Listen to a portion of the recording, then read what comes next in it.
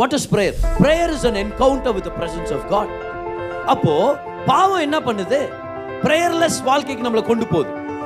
அப்படின்னா பாவம் பண்ண தேவனிடத்துல போகாத அப்படின்ற அந்த உள்ளத்தை ஆட்டோமேட்டிக்கா நீங்க உணர முடியும். ஏன்னா நேச்சுரலாவே கண்டம்னேஷன் நம்ம அட்டாக் பண்ண ஆரம்பிக்கும்.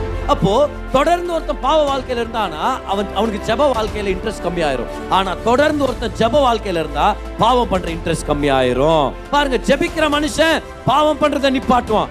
பாவத்திலேயே இருக்கிற மனுஷன் ஜெபம் பண்றதை நிப்பாட்டிடுவான். ஆனா பாவத்துக்கான ஒரே வழி என்ன தெரியுமா?